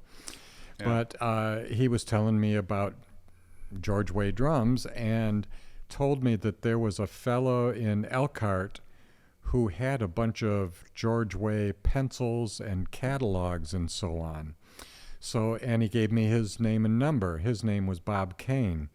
And Bob Kane was a retired vice president of Con. And I called him and made an appointment, and he was kind of an old school music executive. He didn't smile much. He was pretty stern. You weren't sure if you were getting through or making contact. Sure. I went to visit him, and he did give me a pencil. Didn't wear his emotions on his sleeve. Right. And he gave me a George Way catalog. He showed me his collection of circus posters. And then he started showing me boxes of stuff, all these old photographs and sales records and so on, and drum catalogs. And it turns out George Way's last business, GHW Drummers Supplies, had been purchased by this Bob Kane after George died. And he got not only the business, but he got all of George's personal effects, because George had left a widow in poor health who returned to Canada, left all that stuff there, and it became part of GHW. So everything from George's birth certificate and his adoption papers and his marriage license, the receipts from his burial, his car keys, his wristband, his keys, ties, and papers, just a trove of papers. Because his wife had graduated from a business school and kind of became his business secretary and wrote all of his correspondence. Many files of correspondence with all kinds of people that had not only a copy of the letter that he had sent to the recipient, but stapled to their return and so on. So you can trace some correspondence threads for 3 years over in a big folder. But then all these catalogs from way before Advanced Drum Company, even the Excelsior Company and so on. And then, of course, catalogs throughout the teens, 20s, 30s. And is that him right there? That's... Looks kind of like George. No. But probably not. Nope, neither one. Yeah, that one. But that is his company. So the Advance, that kind of turned into the Leedy log later. Yeah. Which. Yep. So it was also, actually, that doesn't look like it has the, what do they call it? The thing that makes it so the aligning thing. yeah, self-aligning. Yeah, they do tension have inserts. So That's not all one piece. That's an insert that goes into the lug. So we'll put a picture up for everybody. That is one of the first self-aligning lug. Yeah. So I mean, of all people in history, he's maybe the most kind of influential and unknown person. Yeah. Both. Yep. In kind of but drums and American drums, and it was a huge jigsaw puzzle getting all this treasure trove of documents. To make that long story longer, I kept going back to Elkhart to borrow things from Bob Kane, and finally he said, "I'll sell it all to you. You know, what do you think it's worth?" And we worked out a deal. I bought it all. It was the equivalent of probably 2 4-drawer filing cabinets full of all these photographs and sales records and so on, and letters. And I started assembling George's story at that time. And so that was, 91, 92. And it took me a long time to put his whole story together, but that's what the Leedy way is. Very cool. But it was also the train wreck. Yeah. You got in a train accident? Yep. He was in a train wreck. He was in a riverboat wreck. He was never actually in a fire, but he certainly knew people that survived circus tent fires. And a lot more fires back then. The safety, if you look at some of the things they did, it's kind of ridiculous. Yeah. But it was. They always had those cool ties, those really short, kind of 40s style. They look like something a comedian would wear now, but yeah, for sure. But it's kind of cool. But that kind of inspired me. It was getting all those documents of George's, and it kind of led to the development of his story and the genesis of doing books on the companies. Yeah, that's fantastic. So this was really pretty much the second one you did, and wow, this one you worked with my dad on a little bit. My dad's out of town. He probably would have come and done the podcast with us, but he's actually in Nashville right now. Just happened to do that. I've never, frankly, been that much of a Gretsch guy. I wasn't a Gretsch dealer in the day. My dad started the same way. Funny enough, he always liked Rogers the best. Yeah. When he was really young, but then later he got into Gretsch. I didn't really know the story, and I hadn't personally handled the drums, so I went to John Sheridan and Lee Ruff for assistance in putting the Gretsch drum book together, and of course your dad. But John and Lee have handled, just so many hundreds of the drums, and they opened some other doors with other experts along the way. But yeah, so that was kind of a group project. I definitely needed a lot of help, but it came together.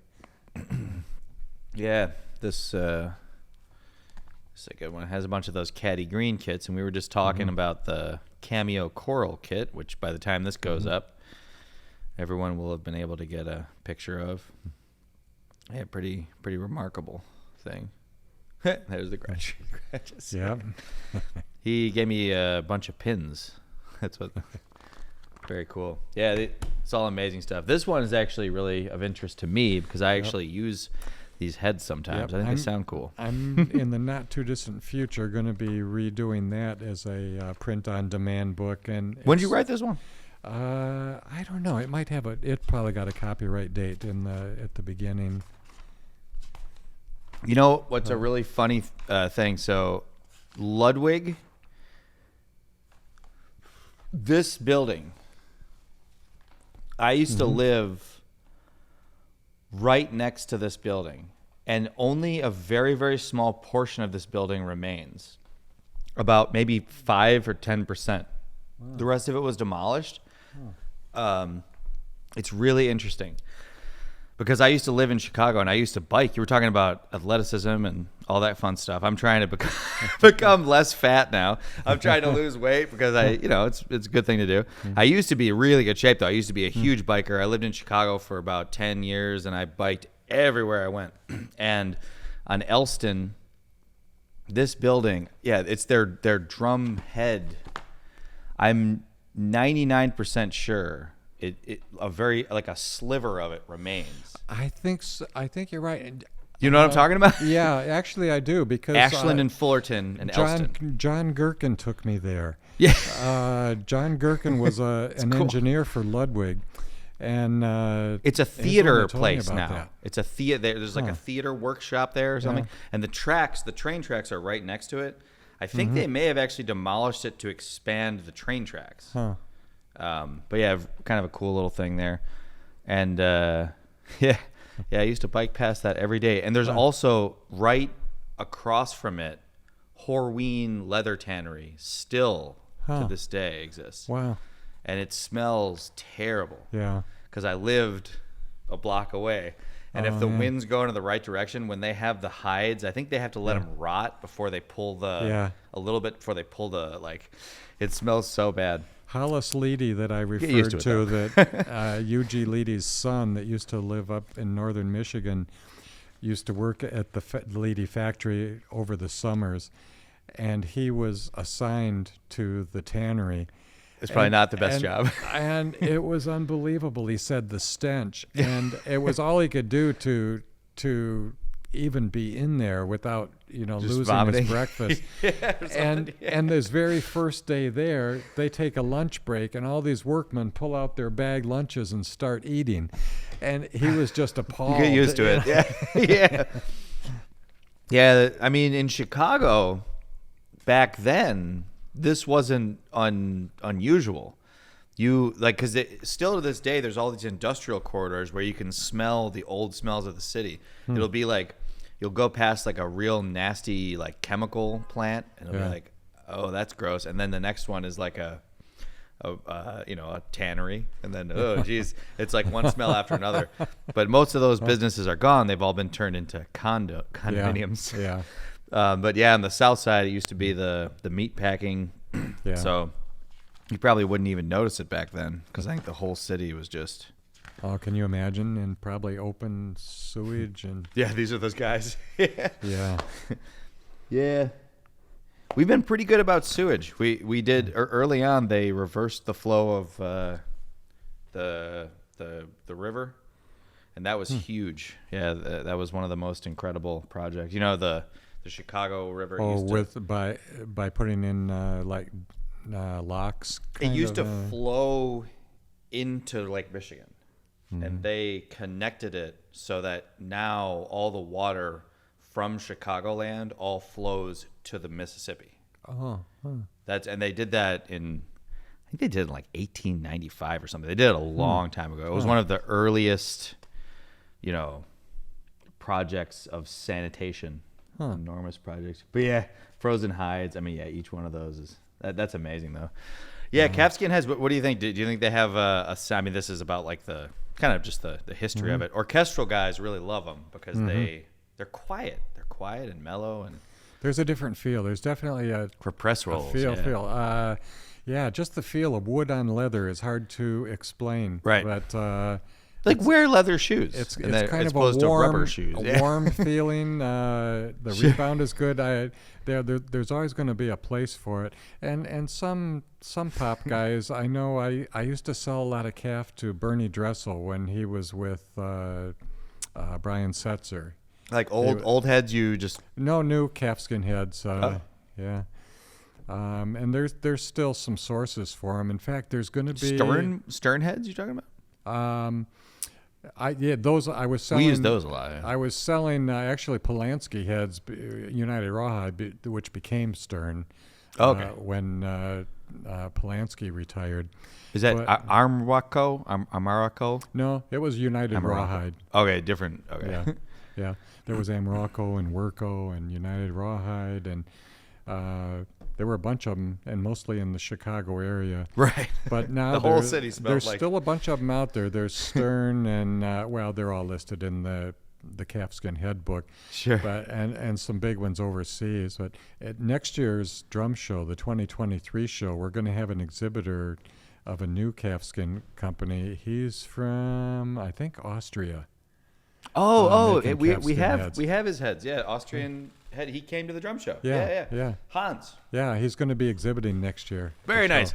Yeah. We're gonna stock a couple of his heads. I have. Oh, cool. If you want to try them out, I have them. I should try to locate him near your booth, so you're in the same vicinity He at the show. he shipped me some heads right after the show. Oh, okay. Yeah, he's a really cool guy. He bought maybe 26-inch bass drum and then needed a box to ship it back to Austria. Yeah. Hey man, so we gave him a box, but it wasn't packed that well. But it got there in one piece. So. Good. Yeah, he had a great experience. It was fantastic to see some people from other countries because last year there weren't too many. Yeah, very little travel, and I was But surprised at least we had it that all. we had any Japanese. Yeah. I have a friend that's a trade interpreter, Japanese to English, and she's actually a Japanese citizen but lives in this country. So she returns for health care and everything, but it's still... That must be annoying. The Go see your doctor. You have to the quarantines and so on. It's made her travel very difficult. And I had a couple of exhibitors that do so much with the Japanese and the Brits at the show that they were worried that there would be none of those people there, so they didn't come to the 2022 show. But it's opening up a bit. I think 2023 will be more travel. Yeah, that's fantastic. I mean, just a couple more people, and then next year it'll be a couple more, and the next year it'll be a couple more, and because I love seeing people from different places and just kind of maybe talking with them for a while, learning what they appreciate. I don't think music, and there'll ever be another show that's exactly like any of the shows that people remember.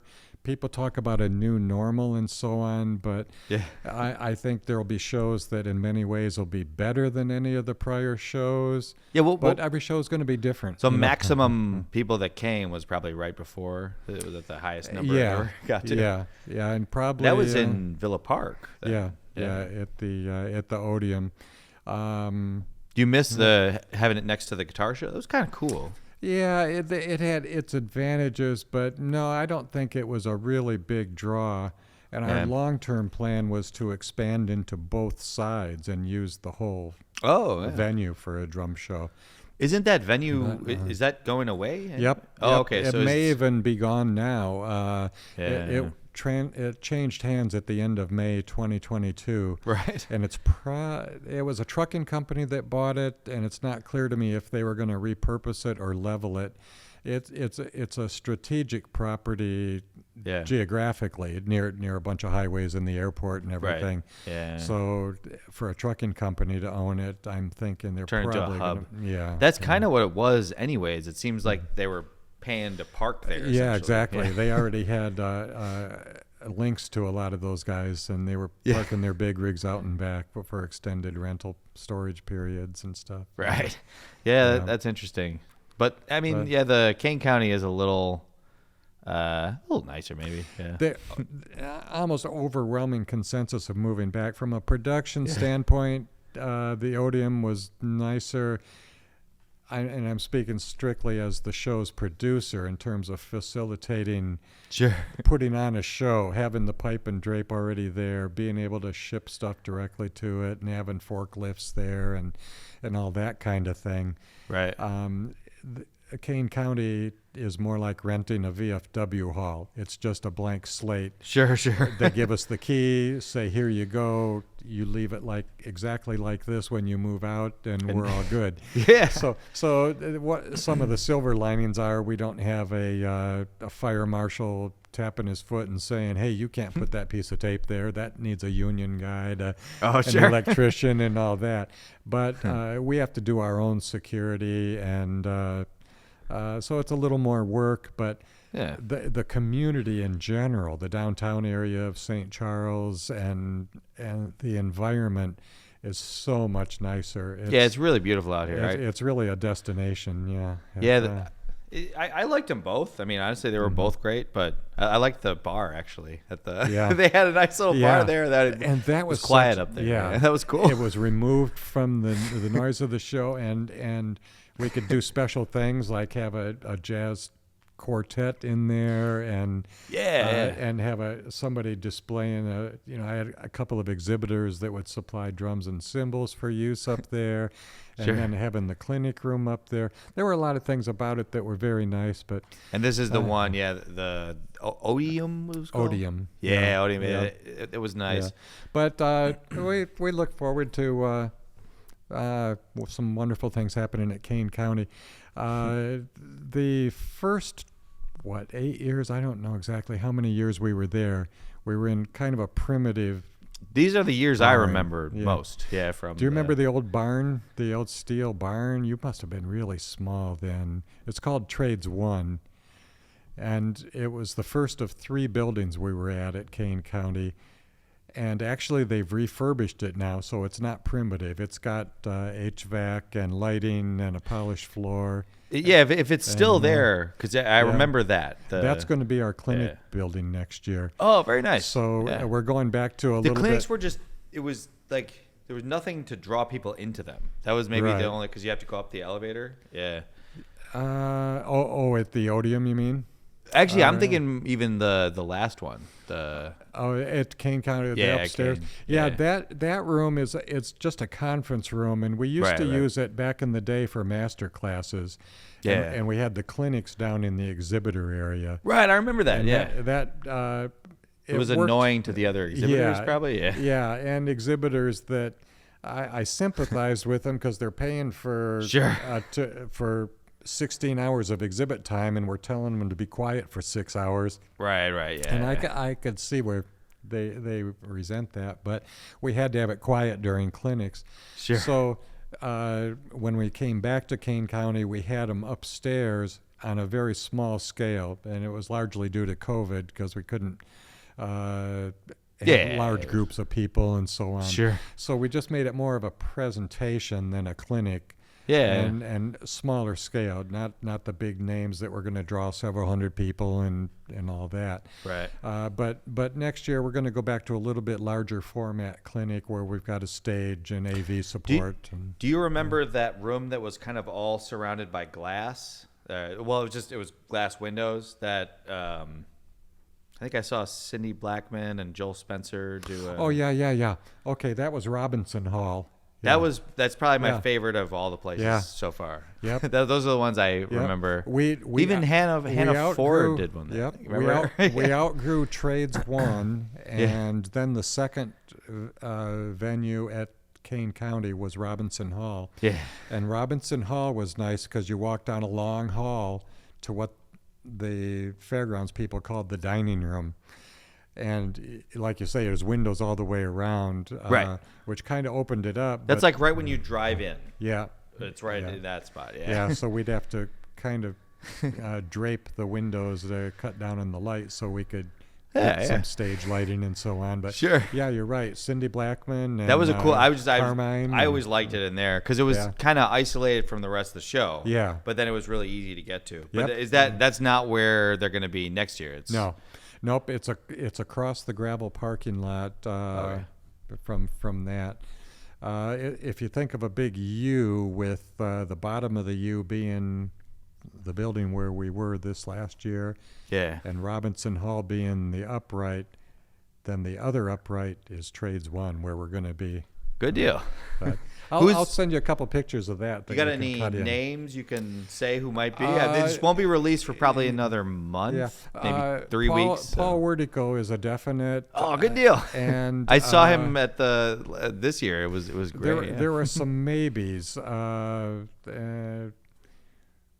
Who else is a definite in there? And I'm blanking out on it. I'll spit them out in about 10 minutes when they pop into my Sure. mind. But one of the If we maybes- remember, we'll put it up on the screen Yeah. for those. One of the maybes that I'm really hoping works out is the return of Bermuda Schwartz, John Schwartz. Okay. And that depends entirely on the touring schedule of Weird Al, whether he can make it.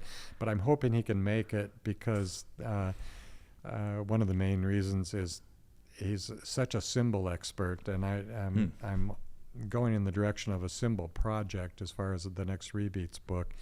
And John has so many symbols he wants to clear out. If he can make it to the show, he's going to drive cross country with a van and bring a bunch of Where's his he from? symbols. L.A. Oh, okay, L.A. Yeah, that's a drive. Yeah. I've always wanted to drive to the West Coast. Have you ever done that before? No.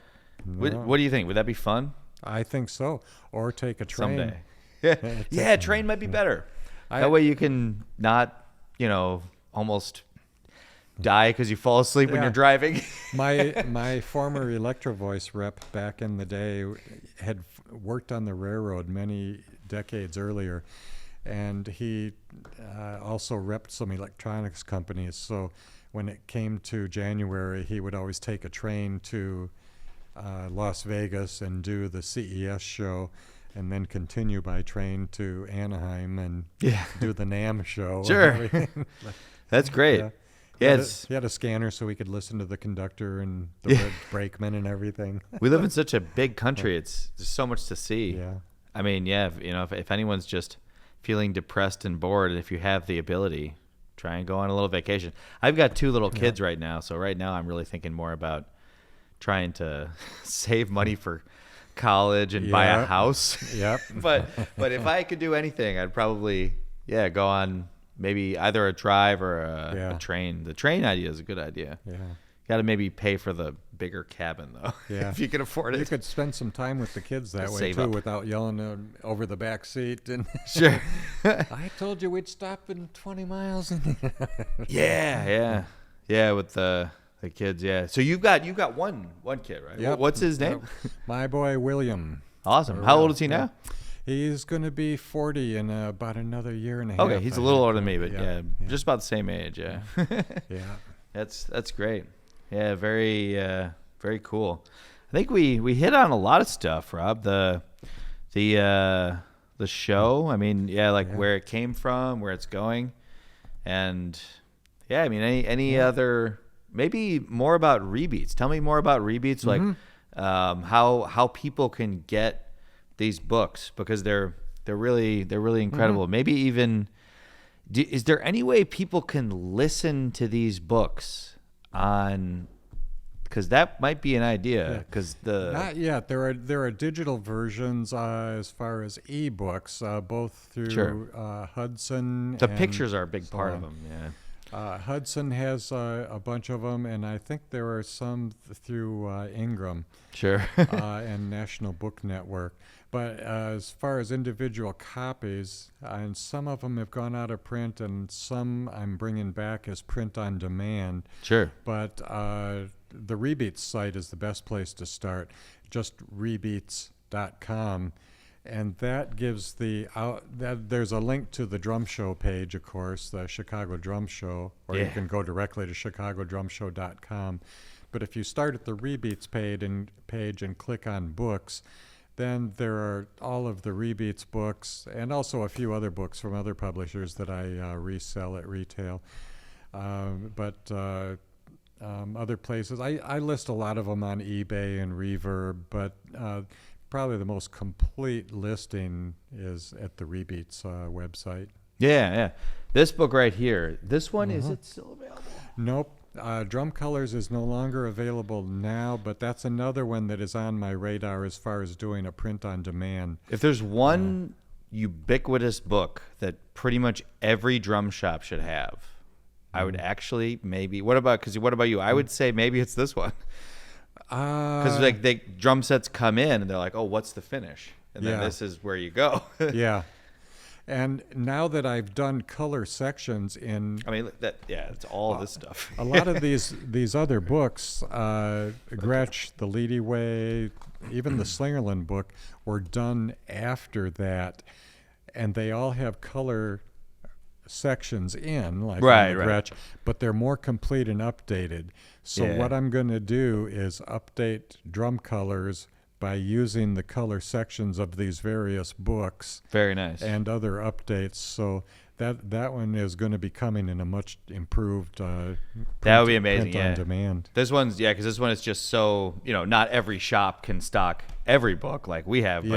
But when they're just looking for a quick reference to what, even if, Because yeah, people they get a drum set, they want to sell it, they buy it from somebody. What do I call this finish? Exactly. What's the correct name? Yeah. Abalone. Yeah. Did you say abalone or abalone? I've heard it both ways. Yeah, I would say abalone, but Yeah. I've heard it both ways, so I don't think there's a wrong way to Right. say it. Then you got lavender. What is it? This is, I think this is, that, not Ludwig though. Slingerland has the most colors. This one, Rob. If you ever see The Aztec finishes? any kit that's in Aztec, Oh, I don't yeah. even really care. It's probably Yeah. going to be a 22, 12, 13, 16. Yeah. Yeah, they that's were in good they were shape. out Let me there. know. I never ordered love that one finish. in, but the Aztec finishes were current when I was a Slingerland dealer. So, It's super but rare, right? I couldn't see ordering one in because I didn't think I could be able to sell it.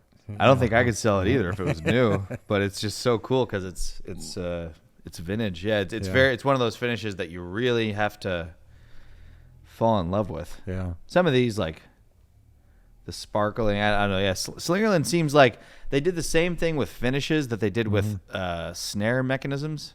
There's about 8,000 of them. They never. Gretsch, on the other hand, seems like the company that they just kind of stuck with it. Yeah. And then the other ones are, A funny aside In the middle. on Slingerland colors, Maury LaShawn told me once that Slingerland was the worst at sending drum kits to them at Frank's that didn't all match. Oh, really? There'd be different shades of blue sparkle and stuff. Right. And it happened so frequently that they would take drums that didn't quite match and set them aside. And every now and then they'd send a whole carload of drums back to the Slingerland factory goodness. with them. And one time after Maury had done that, the person that ran the errand came back and said, Bud wants you to call him. And he called Bud to discuss the problem with these colors. And Bud says, well, I'm not going to argue with you about it, Maury, because I'm colorblind. But and that explained a lot to Maury. That's funny. Yeah. Oh, okay. This makes more sense now. Yeah. Yeah. Do you think they were mixing up like sparkle and glitter? No, I think it's just they did different both, batches I of think. Perlin that weren't being This real is- consistent, and they were That's not being careful enough to make whole kits out of the same batches of material that they got in. Does it look right? Oh yeah, there's your coral. Actually, This is the cameo coral for everybody. considering this book was done with separations, in other words, the printing process on this, it had to go through the press 4 times, one for each of the RGB Right. inks. Right. And then the registration had to be done. So there's a lot of ways for this color to be a little bit off, but it puts you in the ballpark anyhow. Yeah, it's pretty close. It's pretty Yeah. close. I was assuming it'd be a little more kind of white, Yeah. but it's. Yeah. I was assuming like almost vanilla, but yeah, copper mist, Cadillac green, and now cameo coral. And then very, very cool. This is a great book though. And when do you think you'll be coming out with the new one? Oh boy, not right away. I wouldn't think until next year.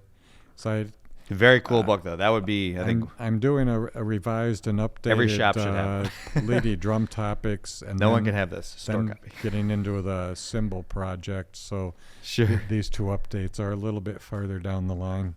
Yeah, because there are some kind of finishes that aren't in here that are much more just were only around for a year or something like that. Yeah. That said, now you've got the wheels turning. I'm thinking maybe since some of these others are more long-term projects that are going to keep me busy for 8 months, maybe I should just. It would only take If you have the pictures, yeah, 4 it's or 5 easy. days to go ahead and do Honestly, it. I'd buy a bunch. So I'd buy 10 or 20 of them. Yeah. They're really, really nice. That would be one great to list. Yeah. And then I could even do a video about it. Just say, hey guys, if you want Yeah. just one book for all the companies to figure out which finish it is, Yeah. this is the one. And Yeah. you can at least, when you list it to try and sell it or something, Yep. you can at least Yep. put the right name on it. Because Yep. everyone has a different name. And speaking of networking and working together on projects, now that I think about it, on the drive over here, I was thinking, with your podcast setup and the way it's really starting to take off, you're welcome to consider doing something at next year's show. Since we're going to be back to a fuller format clinic area, we're going to have the clinic stage going, you might want to consider bringing over a couple of mics, set a table on the clinic that would be stage. Great. And I could bring this table. You could do. It's really light. I made it myself. You could do a put the legs on it. live from the Chicago show podcast. Yeah, let's do it. And hype it a little bit before, and we'll put it in the program. We'll list the clinics, and one of them will be the Maxwell podcast live. And it's a great idea. We'll think of a topic, and assuming we have as much guys as we have now, I could probably spend maybe 6 hours of each day devoted to that, maybe like 4 to 6 hours. Just, I mean, I could talk to you. I could talk to anyone who's at the show, anyone who shows up randomly. Yeah, let's do it. I could even, this table, like I said, they have tables there. I could just pull the mics out. It's kind of a mobile setup though. Yeah, I've got my audio rig. Yeah, absolutely. It's a great idea, man. Yeah, I love it. Yeah, if you've got, do you have a spot where it would be, relatively quiet so that... No, I'm thinking of doing it right on the clinic stage. So it's almost an interactive thing where... Yeah, man. There would be a little bit of background noise, but if we were this close to the mic... just get nice and... Maybe we could work with that. And, and if it's a topic where, you're basically the MC, and I'm just thinking out loud because we want to get some kind of topic where people know that at 10 a.m., the Maxwell podcast on the clinic stage is going to be talking to XYZ about such a... Maybe you could talk to the Austrian guy about calfskin heads. And so do you want it to be so that not only are we broadcasting, but we're also amplified? Well, so people can hear it in an audience. Be editing and do the thing later, and then when you release it, it's the podcast done live from the Chicago Drum Show. But yeah, we could give a feed to the my front of house guy, and he could put it right there. So there are people in the audience that are interested in the topic we've advertised. You're going to be. I'm totally up for it. I've got 8 channels on this thing. So these are probably my nicest mics, but I've got tons of others. So I could set it up so you could have up to 8 people chatting away. About random. Yeah, we could even do a moderated panel. If you want to do that, Rob, man, I mean, I've been coming to the show for so long. I would be happy to be a part of that. Yeah, absolutely. Cool. I'd have to talk to my dad. I'd be like, hey, so me and Rob are going to set this up. It's going to be a little bit of work for me, but well, I'd be totally up for it. I'll copy him on any. I'll continue the wheels working, and if I come up with any direction or schemes, I'll run them by you and see. We're bound to hit something that'll work. Yeah, let's definitely do it because the stuff that's on our, like I do walkthroughs usually at the show. Yeah, and people love those. Yeah, they love the walkthroughs. So if I could do something where we'll also do that, but then people could actually come and kind of talk. That'd be a great way to work into just with the background ambience. Of the show. And with the podcast that you release edited, you could cut in some of that. We could even. Do you want to just set it up as a booth? Just have like this as a booth. It like right next to where they're doing the thing. Whatever you want to do. That way we wouldn't have to take it, put it on the stage, and then take it down from the stage for a clinic and so on. And I'm going to have some booths over there. It's going to go there whenever you want. Just it'll kind of just be rolling because it's digital. You don't have to have reels or anything. Yeah, man, we could totally do that. Yeah, this is my mobile thing there. I think Rob, we pretty much hit just about everything. Is there anything else you wanted to go into before we? Because we can keep talking, but before we sign off, at least on the. Nope, I'll get 100 yards down the street, and then I'll think. Yeah, didn't I? We can do another one later. Make a list. Yeah. Maybe. Yeah. Well, hey, it sounds like we're setting it up already. Yeah. When at the show. Yeah. Anything you want to talk about next time, we'll just you'll do it at the show. I mean, if you just kind of had the show kind of going on in the background. But it'll be perfect over there because I'm going to put in about 15 booths around the perimeter, and it's going to be a quiet area only. Sure. So, but it won't be like dead quiet. There'll be some ambient noise. Yeah. But I think you could deal with that, and it'd almost be good to have a little bit of ambient noise. But they might be For setting sure. up for the next clinic or something. But yeah, in a booth in that area, you could go all day, except during the actual clinic itself or something. But We always bring the truck. We always have the truck. So if you wanted, I could bring a setup. I could essentially, I mean, I might even not bring this table. I'll probably just bring like a smaller table and put a tablecloth on it just because it'd be less of a pain. And then basically just have like, I don't know, like 5 or 6 mics. I got my little setup there. I can just leave it there the whole show. I'll totally do that. That'll be great. Yeah. It's a fantastic idea. that'd be good for both of us. Who's the guy who does the he's done a lot of the video stuff. Oh, Jim Messina. Jim Messina. Okay, cool. Is he going to be doing stuff? I don't want to get in his way. I need to touch base with him because Was he there last year? No. Oh, okay. Nope, he hasn't been around. I don't even know if he was in 2019. He had a regular booth space for the 16 and 17, maybe even 18, but I don't think he came in 2019. I think he relocated from this area to Florida or something. Oh, okay. But I'll touch base with him and see. Well, yeah, don't want to get in his way if he comes, but his wasn't really a podcast type. It was more of a YouTube videos, Yeah, and just kind of interview and walkthrough, I guess. Yeah, podcasts are a little different than just straight ahead interviews. Yeah, but I thought it's really cool stuff. Though. If he is still going, that'd be even better yet because we could give him a booth right next to you. Yeah, definitely. We could both be going. Yeah, absolutely. Even he could use my stuff, and vice versa. Yeah, we can kind of use all of our great technical knowledge to create the best, most entertaining product for all of you listeners out there. But yeah, thanks for listening, everybody. Yeah, big plans for the next drum show. And yeah, we've had Rob Cook here. Well, thank you so much, Steve. This is not only for the opportunity to visit with you here with the microphones, but giving me a chance to see your whole facility here. This is just remarkable. And I don't know how to even begin to explain it to folks, but they have to come and visit. Come visit, everybody.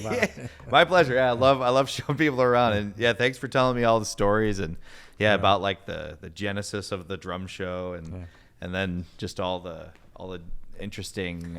Well, I mean, we could go for hours and hours about. Thanks for listening. We did one company. You've been very patient. Get me started, and as you've seen it. When we do the show next year, we'll have to. Maybe we can do maybe 10 minutes on each company. Yeah. Like let's do Rogers, then 10 minutes on Gretsch, 10 minutes on Ludwig, 10 minutes because we did Leedy. We hit pretty hard here in George Way.